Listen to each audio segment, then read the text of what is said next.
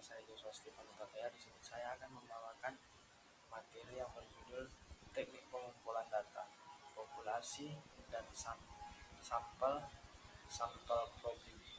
Probability, penggunaan sampel probability, contoh sampel probability. Teknik pengumpulan data. Teknik pengumpulan data adalah proses sistematis untuk mengumpulkan dan merekam informasi yang relevan dengan tujuan penelitian tertentu.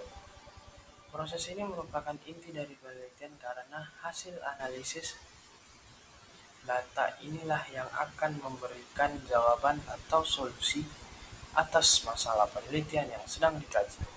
Informasi kuantitatif yang dikumpul atau berupa angka atau statistik, atau data kualitatif yang berupa deskriptif atau narasi. Pengumpulan data yang baik akan memperhatikan akurasi, objektivitas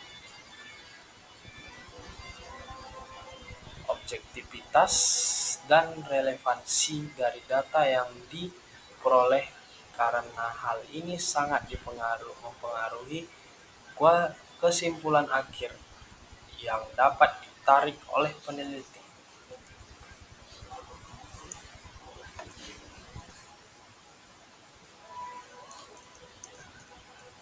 Langkah-langkah pengumpulan data. Yang pertama, pengumpulan data penelitian. Yang kedua, menyiapkan data penelitian. Yang ketiga, menginput data penelitian. Yang keempat, memproses data penelitian. Yang kelima, menyimpan data. Teknik pengumpulan data. Yang pertama, wawancara. Wawancara merupakan teknik pengumpulan data yang melibatkan interaksi langsung antara peneliti dan partisipan penelitian. Wawancara ini bertujuan untuk mendapatkan pemahaman mendalam tentang pengalaman, pandangan, dan penyakit individu terkait fenomena yang diteliti. Yang kedua ada observasi. Observasi merupakan teknik pengumpulan data yang melibatkan pengamatan langsung terhadap partisipan dalam konteks yang terlibat dalam fenomena penelitian. Observasi kualitatif dapat dilakukan dalam situasi nyata atau di lingkungan yang telah dirancang secara khusus untuk penelitian. Yang ketiga ada dokumentasi. Dokumentasi melibatkan pengumpulan data dari dokumen arsip atau bahan tertulis lainnya yang berkaitan dengan fenomena penelitian. Dokumen yang digunakan dapat berupa catatan, laporan, surat, buku, atau dokumen resmi lainnya. Studi dokumentasi memberi wawasan tentang konteks histori kebijakan, peristiwa, dan perkembangan yang relevan dengan fenomena yang diteliti. Populasi. Populasi adalah sekumpulan elemen-elemen yang lengkap, semisalnya manusia, institusi, pekerjaan, yang paling sedikit memiliki satu karakteristik yang sama. Misalnya, kader posyandu di wilayah kerja puskesmas Duri Kepa. Populasi dapat diturunkan ke dalam sub-divisi berdasarkan satu atau lebih spesifikasi. Dalam memilih populasi untuk penelitian, terdapat beberapa hal yang harus diperhatikan, yaitu populasi sebaiknya berkaitan dengan permasalahan penelitian yang diangkat dalam rumusan masalah. Contoh, jika masalah penelitian adalah perilaku pemberian ASI eksklusif yang rendah pada ibu bayi di kota A, maka populasinya adalah ibu bayi di kota A, bukan di kota B. Yang kedua, memperhatikan sumber daya yang memiliki peneliti. Biaya, sebagai contoh biaya, tenaga peneliti, dan waktu yang dialokasikan. Yang ketiga, ukuran populasi jangan terlalu luas agar peneliti dapat menyelesaikan laporan dalam waktu yang telah ditentukan. Namun juga jangan terlalu kecil untuk menjamin hasil penelitian yang dapat dipertanggungjawabkan. Yang keempat, keterjangkauan peneliti. Saat mengambil data juga harus diperhatikan. Jangan sampai data independen atau sampel yang tidak tercapai akibat jangkauan populasi yang terlalu luas. Sampel adalah bagian atau pecahan dari keseluruhan atau bagian dari seluruh seluruh himpunan yang dipilih oleh peneliti untuk partisipan dalam penelitian. Sampel terdiri dari elemen-elemen kelompok atau unit analisis yang dipilih dari populasi yang telah ditentukan. Dalam terminologi sampling, elemen merupakan unit dasar dalam mengumpulkan informasi. Dalam penelitian kesehatan, elemen tersebut umumnya adalah individu atau bentuk lain seperti dokumen, golongan darah, kejadian, kelompok orang, organisasi, perilaku, dan lain sebagainya. Sample probability. Sampling probability adalah teknik di mana setiap elemen populasi memiliki peluang yang sama untuk terpilih sebagai bagian dari sampel. Metode ini memungkinkan peneliti untuk membuat inferensi statistik yang valid tentang populasi berdasarkan sampel yang diambil. Teknik ini mencakup berbagai metode dari simple random sampling, stratified random sampling, dan cluster sampling. Kelebihan utama dari probability sampling adalah kemampuannya untuk menggeneralisasikan hasil penelitian ke populasi yang lebih luas dengan tingkat kepercayaan yang tinggi. Adapun pengambilan sampel probability. Probability berarti bahwa setiap item dalam populasi memiliki kesempatan yang sama untuk dimasukkan dalam sampel.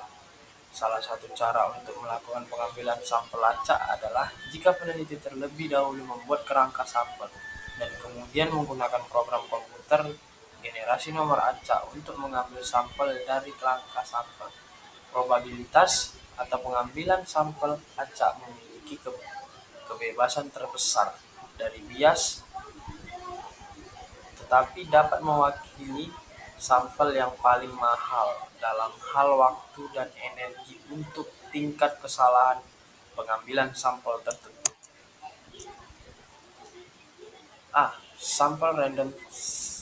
Simple random sampling dikatakan simple atau sederhana karena pengambilan anggota sampel dari populasi dilakukan secara acak tanpa memperhatikan strata yang ada di dalam populasi itu. B.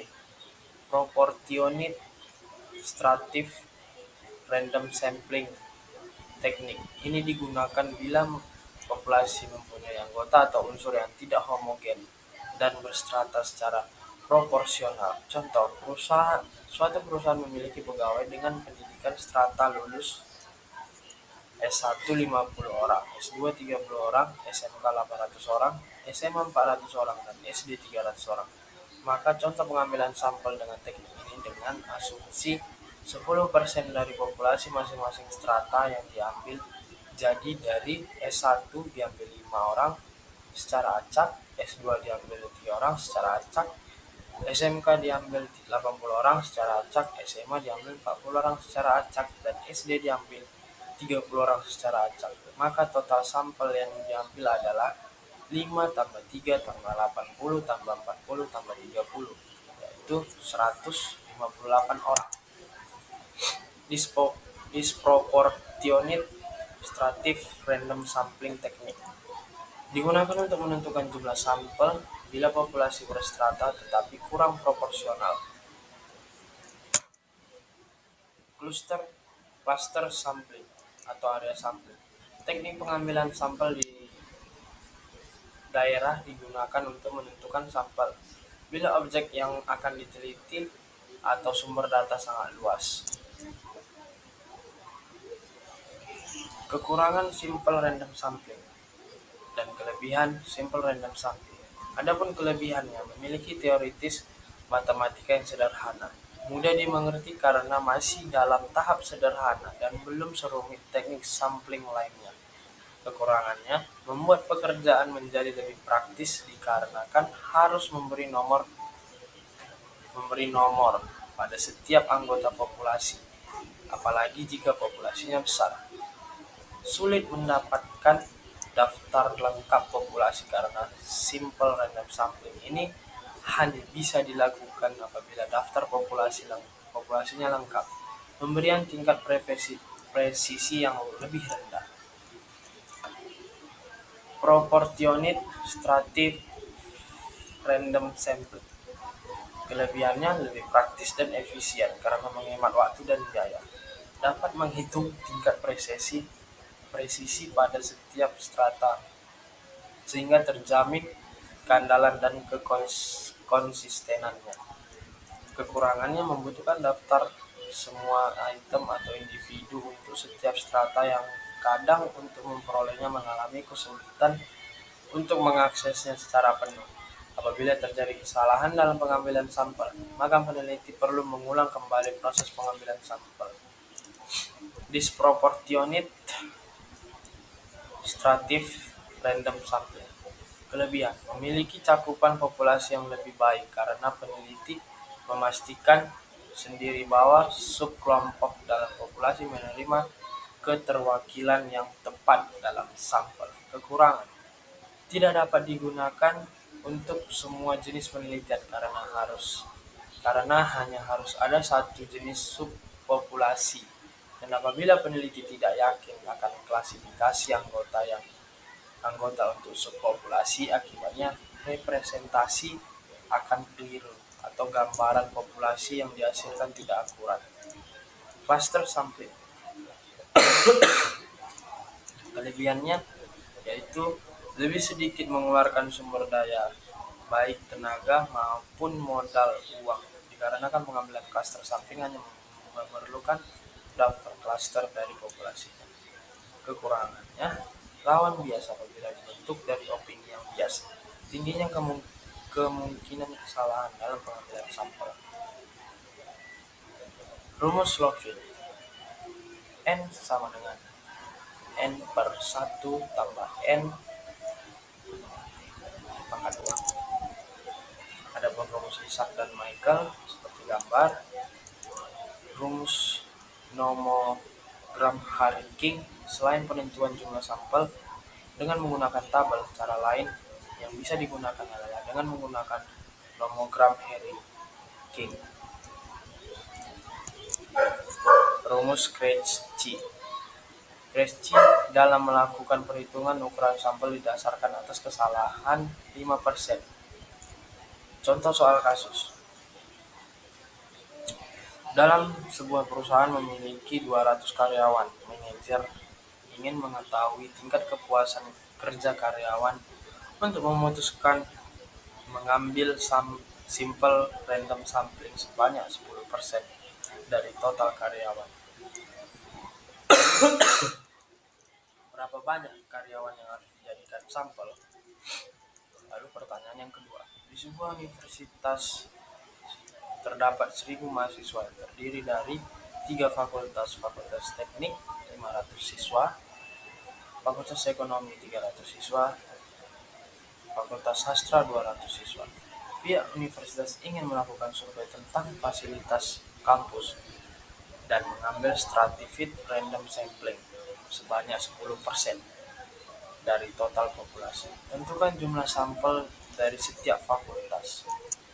Maka jawabannya dari soal kasus yang pertama yaitu jumlah sampel. Yang ditanya jumlah sampel.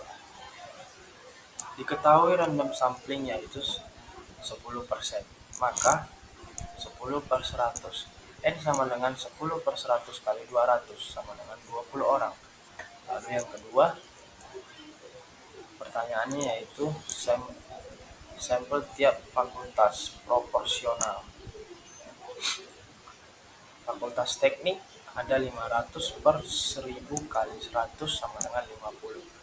Fakultas ekonomi 300 bagi 1000 kali 100 sama dengan 30. Fakultas sastra 200 per 200 per 1000 kali 100 sama dengan 20. Baiklah, sekian pemaparan materi tentang teknik pengumpulan data. Sekian dan terima kasih.